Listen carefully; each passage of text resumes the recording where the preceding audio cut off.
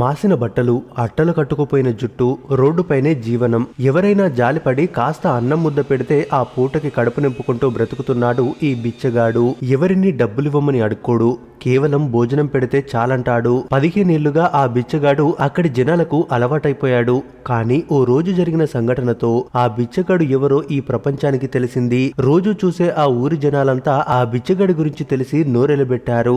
ఎందుకంటే కనిపించే ఆయన పరిస్థితి వెనుక కనపడని ఓ గొప్ప కథ ఉంది. అదేటో ఈ రోజు వీడియోలో చూద్దాం. అది 2020 నవంబర్ 10 గ్వాలియర్ ప్రాంతంలో ఉప ఎన్నికల ఓట్ల లెక్కింపు జరుగుతోంది. పోలీస్ సిబ్బంది దగ్గరుండి ఎలాంటి ఇబ్బందులు రాకుండా చూసుకుంటున్నారు. అయితే అప్పటికే రాత్రి అయిపోయింది. దాంతో అక్కడే ఉన్న ఇద్దరు డిఎస్పీలు సరదాగా టీ తాగొద్దామని పక్కనే ఉన్న టీ షాప్ కి వచ్చారు. టీ తాగేసి వెళ్లిపోతుండగా రోడ్డు పక్కన ఓ బిచ్చగాడు చలికి వణుకుతూ కనిపించాడు. ఒంటి మీద సరిగ్గా బట్టలు లేవు. ఆ చలిని తట్టుకోలేక ముడుచుకుని పడుకున్నాడు. ఆయన పరిస్థితి చూసి జాలిపడ్డ ఆ ఆఫీసర్లు బిచ్చగాడి దగ్గరికెళ్లి తన జాకెట్ ని విప్పిచ్చాడు. మరో ఆఫీసర్ తన షూస్ నిచ్చి వేసుకోమన్నాడు. నేను మా డ్రైవర్ తో దుప్పటి పంపిస్తానని చెప్పి అక్కడి నుండి వెళ్లిపోతుండగా ఆ బిచ్చగాడు అరే విజయ్, అరే రత్నేష్ అని పిలిచాడు. అంతే, ఆ పిలుపుతో అవాక్కైపోయిన ఆ అధికారులు పిలిచేది ఎవరా అని కంగారుగా వెనక్కి తిరిగారు.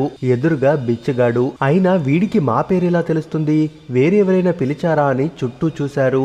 కానీ ఎవ్వరూ లేరు. ఏదో భ్రమేమో అనుకుని 2 అడుగులు వేశారో లేదో మళ్ళీ అదే పిలుపు.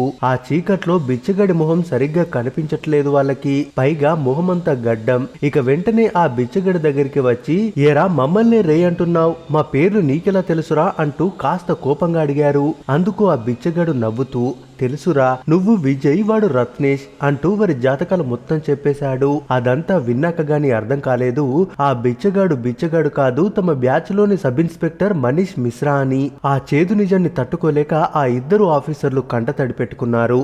ఎలా ఉండేవాడివి ఇలా అయిపోయావేంట్రా అని హత్తుకున్నారు. 1999లో రత్నేష్ సింగ్ తోమర్, విజయ్ భదౌరియలతో పాటు మనీష్ మిశ్రా కూడా సబ్ ఇన్స్పెక్టర్ గా ఉద్యోగంలో చేరాడు. మనీష్ మిశ్రా మంచి షూటర్. ఆయన గురి పెట్టాడంటే అస్సలు మిస్ అయ్యేది కాదు. డ్యూటీలో ఛార్జ్ తీసుకున్న కొన్ని నెలల్లోనే మాఫియాకు దడ పుట్టించి స్మగ్లర్లకు సంఖ్యలేశాడు.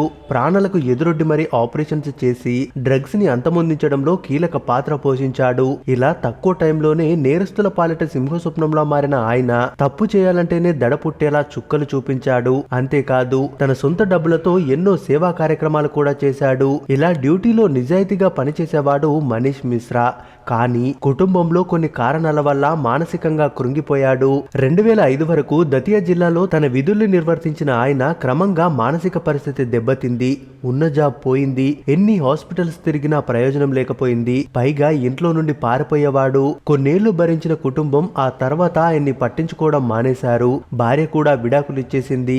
దీంతో 15 ఏళ్ల క్రితం ఇంట్లో నుండి పారిపోయి వచ్చిన మనీష్ చివరికి తనతో పనిచేసిన స్నేహితుల కంట్లో పడ్డాడు. అయితే తమ స్నేహితుణ్ణి ఈ దీన పరిస్థితుల్లో చూడలేక తమతో పాటు తీసుకెళ్లడానికి ప్రయత్నించిన మనీష్ మాత్రం అందుకు ఒప్పుకోలేదు. చివరికి ఓ స్వచ్ఛంద సంస్థ సాయంతో ఆయన్ని స్వర్గ సదన్ ఆశ్రమానికి పంపించి ఆయనకి చికిత్స అందించారు. ఆ ఇద్దరు స్నేహితులే దగ్గరుండి మనీష్ కి కటింగ్, షేవింగ్ చేసి స్నానం చేయించి కొత్త బట్టలు వేశారు. ఇక ఆ ఆశ్రమ సిబ్బందితో మాట్లాడి మనీష్ ని జాగ్రత్తగా చూసుకోమని మరీ చెప్పి వెళ్లిపోయారు ఆ అధికారులు.